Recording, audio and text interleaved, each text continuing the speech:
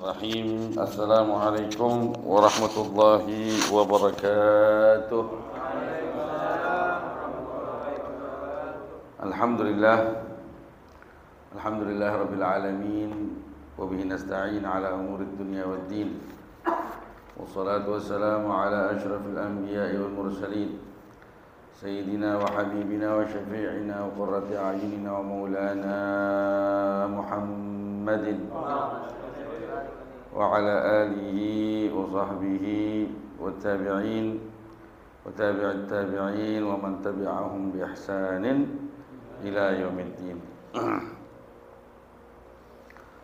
سبحانك يا الله سبحانك لا علم لنا إلا ما علمتنا إنك أنت العليم الحكيم.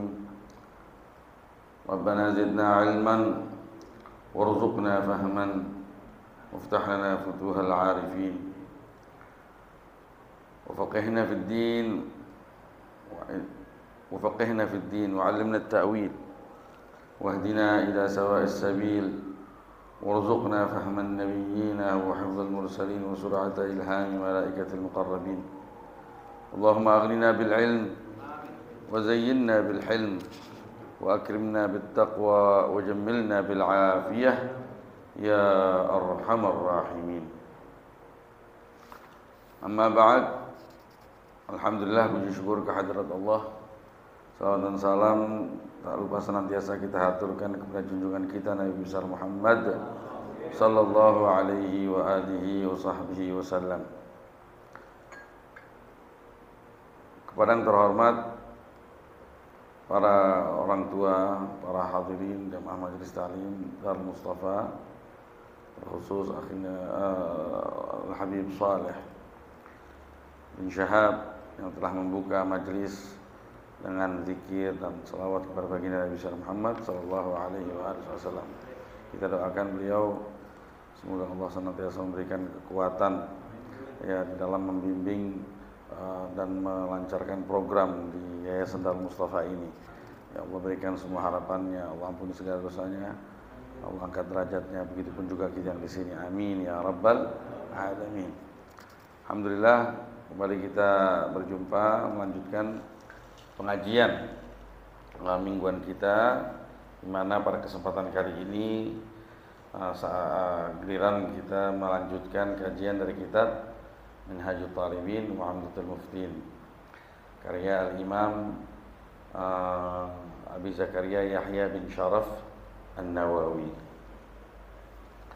di mana pembahasan kita masih di dalam kitab Salatul Jamaah yang berhubungan dengan salat jamaah. Salat jamaah sebagaimana telah kita ketahui hukumnya fardu kifayah ya, di dalam mewujudkan satu jamaah yang kiranya bisa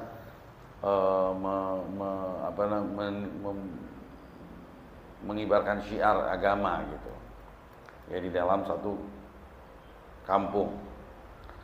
Ya, artinya andaikan jamaah yang seperti ini tidak bisa terwujud ya, maka satu kampung berdosa. Maka dari itu wajib untuk kita perhatian. Tidak ada uzurnya kecuali kalau sehat, kalau tidak ada halangan, tidak ada uzurnya. Kecuali ada beberapa kemarin sudah kita gambarkan, ya, walaupun singkat, tapi sebenarnya ada beberapa permasalahan di dalamnya yang perlu diangkat, perlu dikaji. Kemarin diantaranya ada uzur yang sifatnya umum, ada uzur yang sifatnya khusus. Kalau uzur yang umum seperti hujan, ya, angin kencang, dan disyaratkan hanya di waktu malam khusus angin kencang, dan juga termasuk uzur kalau misalkan blok jalanan menuju masjid misalkan dengan batasan-batasan yang tertentu, hujannya seperti apa, yang kiranya bisa memberi uzur buat si pelaku untuk tidak sholat jamaah.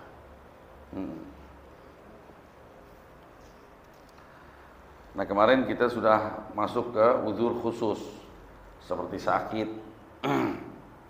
ya, dan panas, lagi panas, lagi terlalu dingin, terlalu panas, sudah kita bahas juga.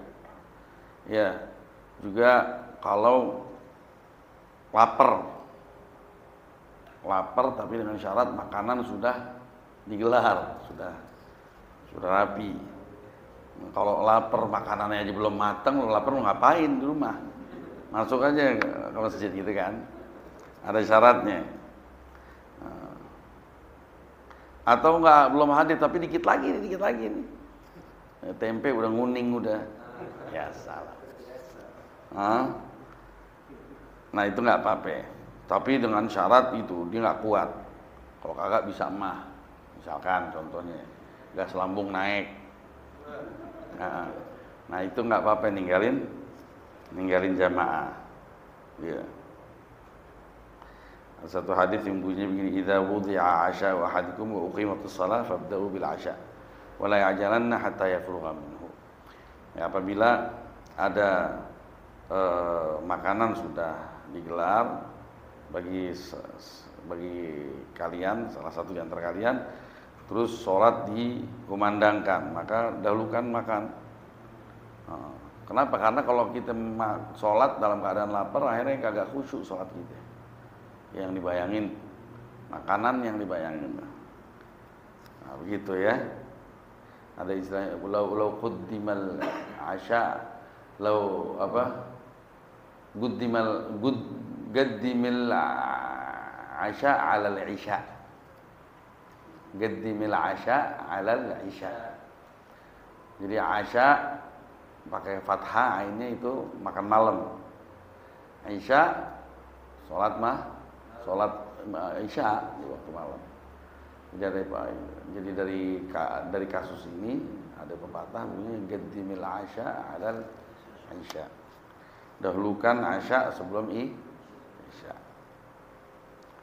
Juga kalau misalkan kemarin juga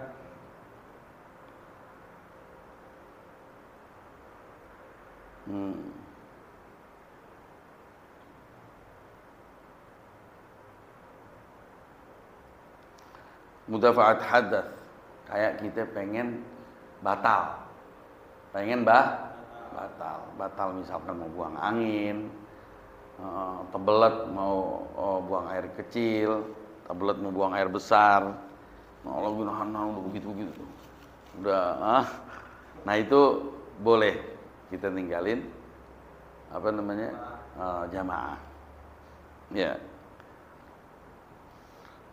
Dasarnya adalah hadis la salata bi hadrati ta'amin wala huwa yudafi'ul akhbathan. Tidak dianjurkan ya salat sedangkan makanan ada, wala huwa yudafi'ul akhbath, dan juga di saat dia lagi sedang menahan dua bentuk perihal yang kotor, maksudnya yang keluar dari depan atau yang keluar dari belakang.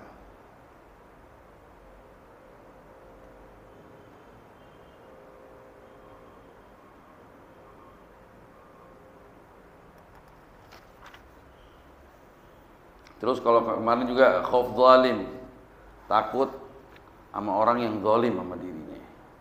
Ya, terkait dirinya, jiwanya atau hartanya. Ya. Ya misalkan kita diancam sama seseorang. Ntar gue ngeliat lo keluar rumah lo, gue bunuh lo. Gitu. Ya lagi diincar kita sama satu orang. Nah waktunya sholat, azan dikumandangkan di masjid. Nah, terus kita khawatir akan kejahatan orang yang zalim tersebut, nggak apa-apa. Ya, kita nggak sholat berjamaah nggak apa-apa. Kalau harta kita mau dirampas dan lain sebagainya.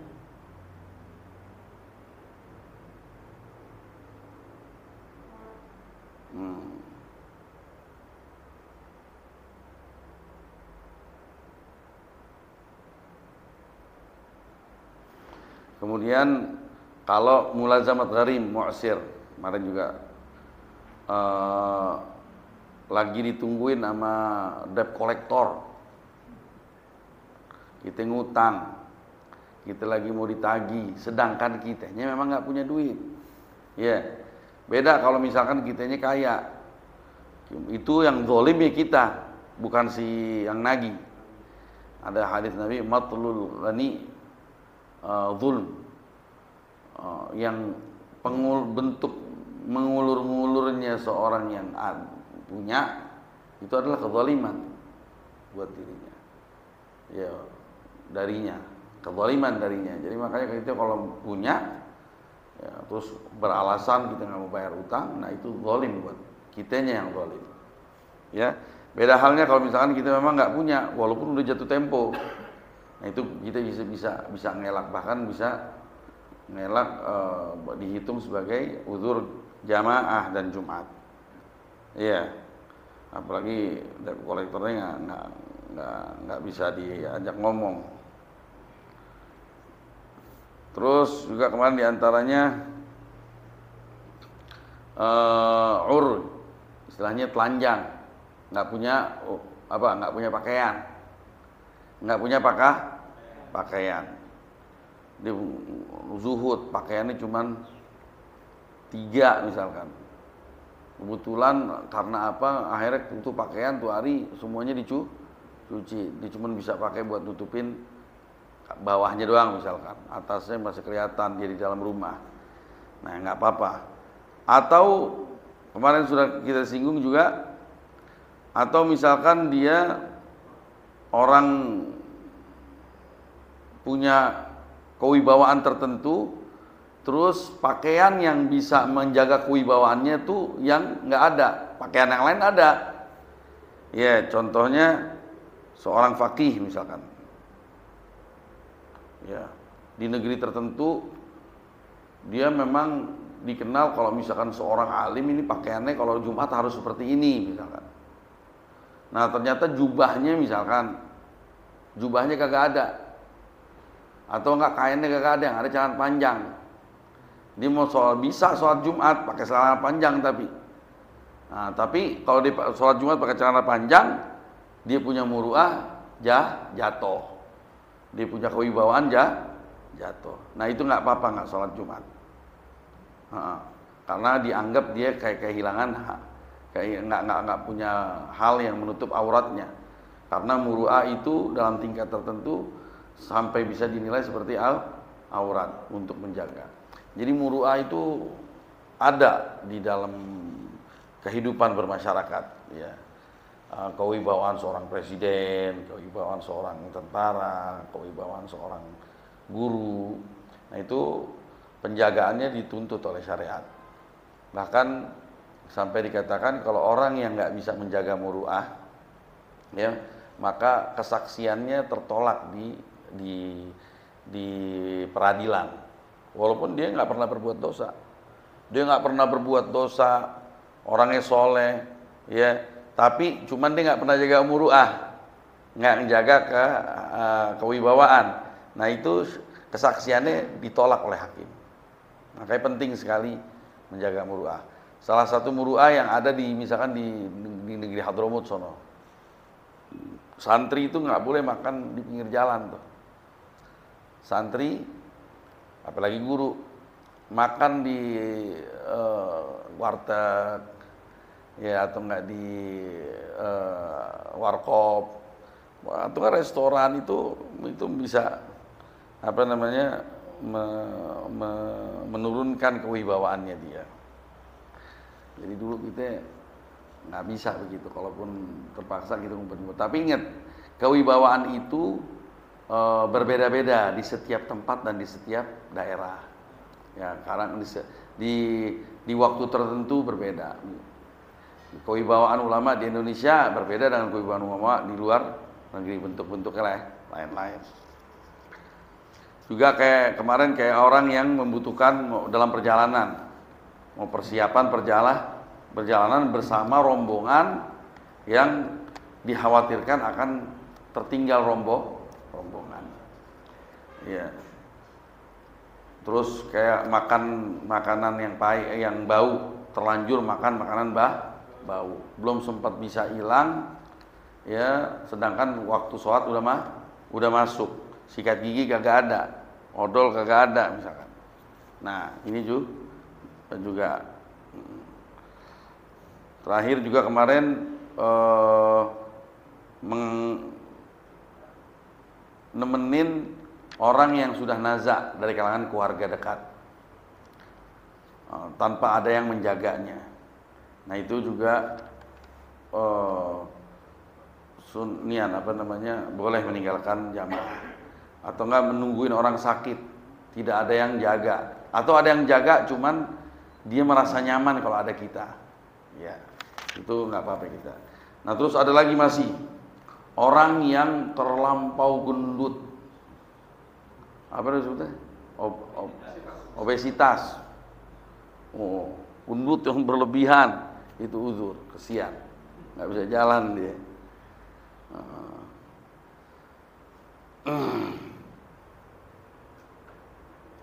Juga apa lagi uzur coba?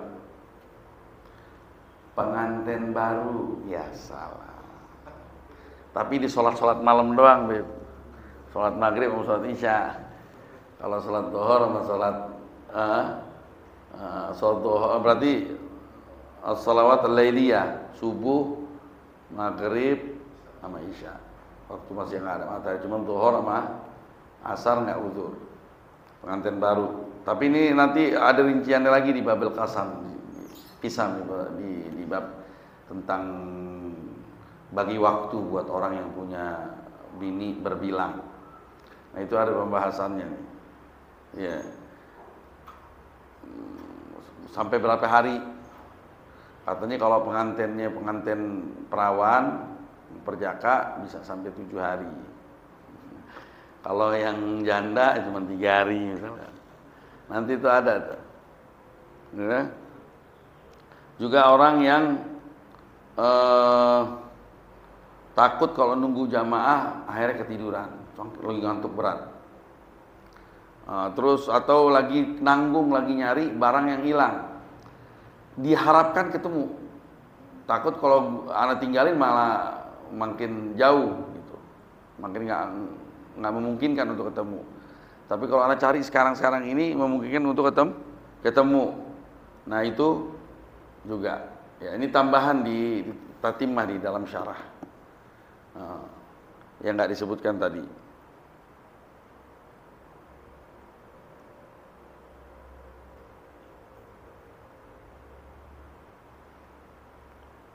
Ya, intinya pokoknya kalau ada sesuatu yang kiranya itu masuk ke dalam kategori hajat yang mendesak atau enggak darurat, itu bisa menjadi uzur untuk meninggalkan sholat jamaah. Dan ketahuilah bahwa apa yang sudah disebut di bab tentang uzur sholat jamaah ini pun juga berlaku sebagai uzur untuk sholat Jumat. Artinya apabila hal-hal ini ada, boleh kita ninggalin Jumat, gantinya dhuhr di rumah. Paham sampai sini? Nah, sekarang kita lanjutkan ke fasal berikutnya. Bismillahirrahmanirrahim. Faslun fi sifatil a'immah. La yasihhu ibtida'uhu biman ya'lamu butlana salatihi aw ya'taqiduhu ka mujtahidain ikhtalafa fil qiblah aw ina'aini. فإن تعدد الطاهر فالأصح الصحة ما لم يتعين إناء الإمام للنجاسة فإن ظن طهارة إناء غيره اقتدى به قطعا فلو اشتبه 5 فيها نجس على 5 فظن كل طهارة إناء فتوضأ به وأما كل في صلاة ففي الأصح يعيدون العشاء إلا إمامها فيعيد المغرب ولو اقتدى شافعي بحنفي مس فرجه أو افتصد فالأصح الصحة في الفصل دون المس اعتبارا بنية المقتدي ولا تصح قدوة بمقتد ولا بمن تلزمه إعادة كمقيم تيمم ولا قارئ بأمي في الجديد ولا قارئ wala yasihhu tidauhu biman ya'lamu butlana salatihi wala qari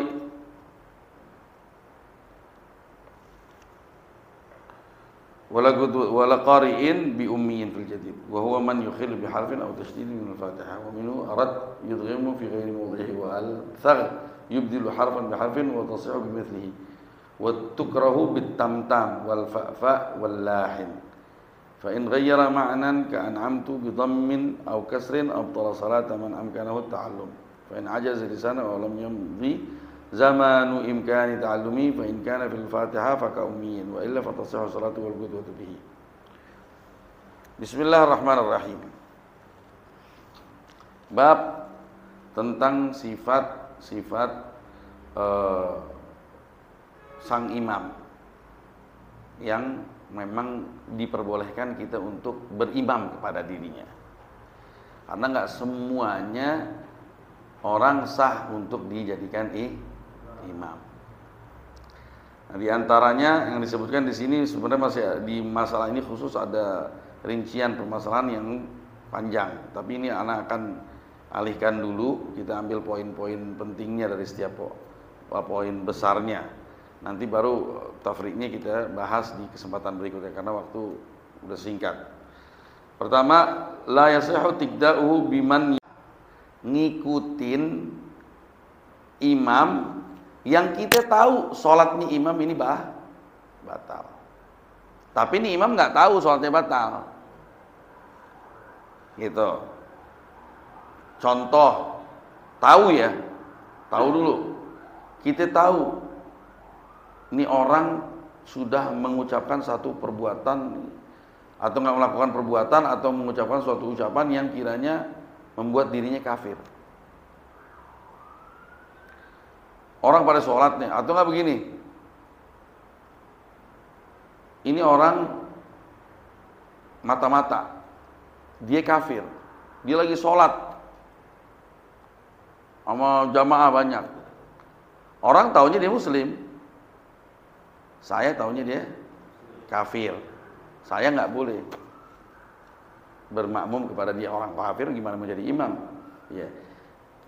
Jadi hanya bagi dia yang tahu bahwa dianya kafir. Yang nggak tahu nggak apa-apa sah. Paham? Atau kita tahu dia batal. Yang lain nggak tahu. Kita tahu dia batal. Misalkan kita nggak tahu gimana atau kita ngelihat dirinya melakukan satu perbuatan yang batal, ya. Cuman yang lain nggak tahu, atau mendadak dia jadi imam. Yang lain makmum sama dia. Anda lihat nih orang tarik, gue lihat dia megang perempuan misalkan, atau enggak gimana gitu. Terus dia nggak kali main sholat aja. Iya, artinya dia nggak. Nah kita tahu dia batal. Anda lihat dia nggak wudu lagi. Nah, kita nggak boleh tuh berimaman kepada dia, karena kita tahu. Atau enggak di pakaiannya ada najis, dia nggak sadar di belakang ada kotoran gitu, ada bekas cepirit misalkan kelihatan, ya, li'annahu laisa fi sholatin fa kaifa yuqtada bi, karena ini orang hakikatnya nggak dalam keadaan sholat, bagaimana bisa kita ngikutin dia gitu.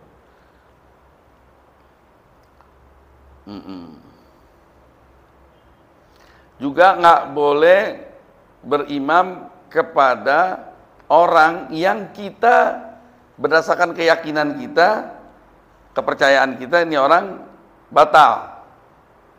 Secara bukan ketahui ya, bukan yang beda, ya'taqid sama ya'lam. Kalau kita tahu ini orang batal, itu jelas. Tapi kalau ya'taqid, misalkan anak madhab tertentu, anak menganggap ini batal, yang dia nggak menganggap ini yang lain batal. Contohnya di sini, kalau di sini kasih contoh begini, ka mujtahidain. Ikhtalaf, seperti ada dua orang mujtahid berbeda pendapat terkait penentuan kiblat. Ya, di dalam kasus misalkan di dalam penjara bawah tanah. Ya, masuk ditutup matanya, masuk tangganya muter-muter nggak ketahuan nyampe di dalam ruangan. Ya, tahu mau sholat, yang satu ijtihad kiblat ke sono, yang satu ijtihad kiblat ke sono. Iya. Nah, itu satu di antara lain nggak bisa menjadi makmum buat yang lain, karena berdasarkan kepercayaannya dia ini, ana yang sah, ente nggak sah. Yang itu juga bukan berkeyakinan, punya kepercayaan bahwa saya yang benar kiblat saya, Anda yang salah kiblat. Nah, yang kalau dua orang seperti ini bertemu, yang ini nggak bisa jadi imam untuk ini, yang ini nggak bisa jadi imam untuk yang berikutnya. Paham nggak? Nah, kecuali ada satu orang lagi ketiga, yang tiga dia percaya sama yang ini. Nah, ini bukan mujtahid, dia cuma percaya sama yang salah satu dari yang mujtahid, dia boleh. Nah, kenapa? Au bi'ina'ain, atau ada dua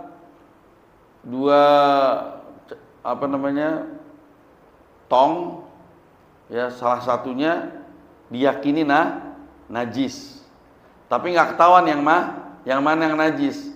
Dua orang berijtihad, yang satu bilang ini yang suci, yang ini yang najis, yang satu lagi bilang yang ini suci, yang ini najis. Masing-masing wudhu dari tempat yang dari situ dia yakin bahwa itu yang suci, dan sudah digunakan air tersebut untuk berwudhu masing-masing.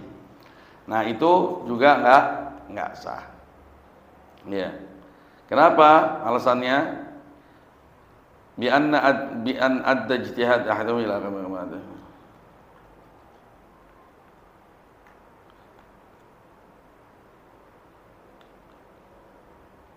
Karena apa yang dihantarkan oleh ijtihadnya dia itu adalah berlawanan dengan apa yang dihantar oleh ijtihad kawan yang lain. Nggak mungkin seseorang bisa berimaman kepada sesuatu yang dia yakini atau nggak dia percayai bahwa ini tidak sah. Nggak boleh begitu dalam kasus seperti ini. Jadi kita pilih imam, ya, yang kita percaya bahwa apa yang dia lakukan adalah sah. Ya. Tapi dengan bukan berdasarkan kemauan hati, enggak. Kalau gua nggak demen sama dia, nggak boleh tuh. Gua nggak demen sama dia, gua takut begini. Lah, kita boleh berimaman, kata Nabi Muhammad, sallu walau ala sallu khalfa kulli sallu khalfa barrin wa fajir. Ente sholat di belakang orang yang baik sama orang yang jahat. Sholat nggak usah timbang pilih kalau masalah cuman masalah kebaikan begitunya. Kalau kebetulan imam kita imam zalim, dia jadi imam, kita mau sholat ikutin dia. Yang penting dia muslim. Nah, dan yang penting secara fikih terlihat tidak ada yang batal. Ya, secara zahirnya sah, ikutin. Jangan cuma gara-gara kita nggak demen sama orang terus kita nggak mau jadi makmumnya. Dia itu nggak bisa menjadi alasan kalau seperti itu. Terus wala tasihhu qudwatun bimuqtadin. Juga nggak bisa kita bermakmuman kepada makmum. Ini orang makmum, ada imamnya. Terus kita yang bermakmum kepada si makmum, nggak sah. Kecuali dia sudah pisah dari ikatan jamaah dengan imam yang sebelumnya. Misalkan imamnya salam, dia naik lagi. Dia naiklah, kita bisa menjadi makmum orang tersebut. Tapi kalau misalkan dia menjadi makmum dan kita bermakmum kepada orang ini di saat dia masih menjadi makmum, itu tidak sah. Paham? Udah ada 2 poin. Satu, kita harus memilih imam yang kita yakin atau kita ketahui bahwa sholatnya tidak batal. Ya. Yang kedua, imam yang kita jadikan imam harus bukan makmum. Iya, harus bukan makmum. Ada satu cerita di akhir hayatnya baginda Rasulullah SAW, waktu Rasulullah lagi sakit, itu Rasulullah kan pernah nyuruh Sayyidina Abu Bakar untuk menjadi imam buat masyarakat saat itu. Nah, pas Rasulullah Sayyidina Abu Bakar menjadi imam, takbir, yang lain jadi makmum, terus mendadak di tengah-tengah sholat Rasulullah keluar mau ikut sholat. Nah pas Rasulullah sholat, Imam Sayyidina Abu Bakar kayak mundur gitu, terus sepertinya Sayyidina Abu Bakar mau ngikutin, merubah niatnya, pengen berubah menjadi makmumnya Rasulullah. Nah apakah ini bisa menjadi dalil bahwa boleh berarti menjadi makmum orang yang menjadi makmum, kayak sahabat yang lain makmum ke Sayyidina Abu Bakar, Sayyidina Abu Bakar menjadi makmumnya Rasulullah. Nah terus ulama mengomentari kasus yang pernah terjadi ini, mereka menganggap Sayyidina Abu Bakar, semua para sahabat sudah mengalihkan keimamannya kepada Nabi, termasuk Sayyidina Abu Bakar. Adapun yang dilakukan oleh Sayyidina Abu Bakar adalah seperti halnya mubaligh, seperti halnya orang yang suka nganterin suara yang nggak kedengeran suaranya ke belakang, ibarat mikrofon, mubaligh. Ya. Jadi itu nggak menjadi dalil hadis tersebut akan kebolehan tentang poin ini. Jadi intinya nggak boleh seorang makmum berimam kepada makmum. Ya. Juga nggak sah sholat kepada menjadikan imam orang yang sholatnya wajib diqadha. Kamuqimin tayammama, seperti halnya orang yang lagi tayamum di daerah yang banyak terdapat air. Itu nanti kita sebenarnya udah bahas pembahasan ini. Jadi orang kalau lagi, kapan orang itu bisa tayamum? Ketika tidak ada air kan, ya kan? Nah kalau daerahnya tersebut memang umumnya nggak ada air, kayak misalkan dalam perjalanan, terus dia tayamum, dia sholat. Nah sholatnya dia dengan tayamum tersebut nggak perlu diqadha, ya karena dia tayamumnya di tempat yang memang umumnya nggak ada air. Tapi kalau kita tayamum di tempat yang umumnya ada air, tapi kebetulan tidak ada air, terus kita sholat, sah sholat kita dan wajib kita sholat dengan tayamum tersebut untuk menghormati waktu. Tapi tetap dia wajib qadha. Ada pembahasan yang sudah berlalu. Nah, kita menjadi makmum orang yang punya kasus seperti ini. Sholatnya dia ini, dia wajib dilakukan, tapi dia bawa wajib qadha nantinya. Nggak boleh kita makmum kepada dia. Karena sholatnya wajib buat diri doang, tapi tidak dianggap untuk yang lain. Karena khusus untuk dia harus ulang lagi. Juga terakhir, wala qari'in bi ummiyin. Nggak boleh orang yang baca Fatihahnya benar makmuman sama orang yang baca Fatihahnya belum benar. Nah ini disebut ummi. Nah ini penting nih, ini bahasan penting. Nanti akan kita panjang bahas tentang ini. Jadi makanya penting orang dari masih kecil tuh diajarin baca surat Al-Fatihah dengan benar, lahjanya yang benar, supaya dia sah jadi imam. Dia cadel aja penyebutan salah satu huruf dari surat Al-Fatihah, itu bisa nggak sah dia jadi imam. Dan apabila orang berimam kepada dia, sholatnya nggak ada yang sah. Makanya nggak gampang orang jadi imam. Jangan sembarangan.